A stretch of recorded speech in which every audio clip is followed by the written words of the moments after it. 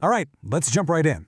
Today we're breaking down a really powerful new blueprint, one that aims to end homelessness by going straight for the source. And what's so interesting here is that this isn't just about managing a crisis. No, it's about dismantling the very system that creates it in the first place. And this really gets to the heart of it. The whole argument here is that what we often see as, individual struggles, they're actually the predictable results of flawed systems, weak enforcement, and, exploitative business practices. It's a total shift in perspective, moving away from blame and towards a systemic cause. Okay, so if the system is broken, how do you fix it? Well, the model we're exploring today is fascinating because it's basically a two-pronged attack. It combines this high-level, almost architectural strategy with some really powerful on-the-ground community action. So first step, let's reframe the problem itself. Because if we can truly understand how this instability is manufactured, then we can figure out how to dismantle the machine, right? The traditional view often boils down to personal responsibility. Bad luck, bad choices. But the systemic view, the one presented in this blueprint, argues something totally different. It says that when you see the same patterns happening over and over and over again, you're not looking at a bunch of isolated incidents. You're looking at a pipeline. And the goal here is to shut that pipeline down for good. All right, so let's move to the first part of the solution, this big, high-level strategic plan. Think of this as the architect's vision for a whole new kind of structure, one designed for resilience.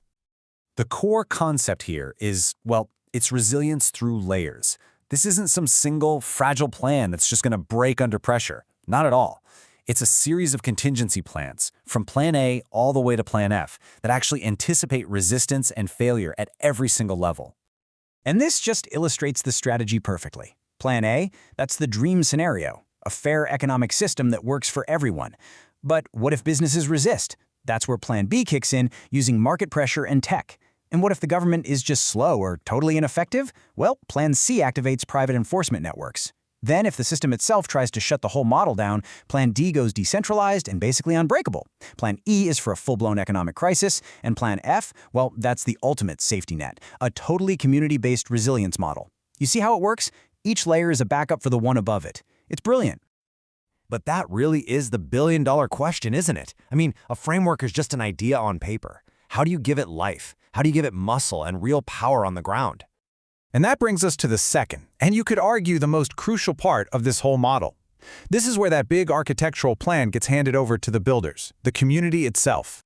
The source material calls this on-the-ground implementation the People's Power Network. And its mission, it's simple but really profound: to give every single person the knowledge, the tools, and the community power to control their own lives and build a stable future. I just love this analogy. It perfectly captures the ambition of what's being proposed here. It's not just another program, it's about creating a self-sufficient ecosystem with its own systems for education, for defense, for health, and for economic mobility. It's huge. And right at the heart of this whole ecosystem is a pretty revolutionary idea: education as the ultimate tool for empowerment. But let me tell you, this is not your typical school. The core of this network is what they call a public school of power, and it's for adults and teens. It's designed specifically to teach the practical skills you need to navigate and, when necessary, challenge the very systems that create instability. It's all about arming people with knowledge that translates directly into real-world power. So let's take a look at the curriculum. First up is the Political and Civic Power module. This teaches you how your local government actually works, how to influence politicians, how to form a real voting bloc, even how things like zoning laws affect housing in your neighborhood. The goal here? To turn regular people into active political players who can actually advocate for themselves and their community. Next up, we have legal and rights training. And really, this is all about self-defense. It teaches you to spot wage theft, to identify an illegal eviction, to understand your rights as a tenant or as a worker. And the crucial point is, this kind of knowledge makes exploitation incredibly difficult. It's a shield. Then there's the financial power module. And look, this isn't just about how to make a budget. It's about understanding how the credit system really works, how you can negotiate bills, how to avoid those predatory loans, and even how to start building wealth right there within the community. And finally, what might be the most fundamental module of all: mental strength and resilience. This gives people practical, non-spiritual tools for reducing stress and resolving conflict. It's about building that emotional foundation you need to handle life's pressures without spiraling into a crisis. Okay, so knowledge is one thing, right? But organized action is something else entirely. So how does this blueprint transform all that individual learning into real collective power? Well, it uses this really smart three-step strategy. Step 1. People form small power circles, like 5 to 12 people, who learn and grow together. Step 2. These circles then feed into a local action committee. This becomes the community muscle, the group that shows up to city meetings and fights for fair policies. And then, Step 3. They launch a community defense network, which is like a rapid response shield that protects people from illegal evictions, from scams, and from abuse. And this is really the endgame. It's a strategy designed to weave isolated, vulnerable individuals into a strong, interconnected fabric, a unified force that can not only defend its own members, but actively push for real, systemic change.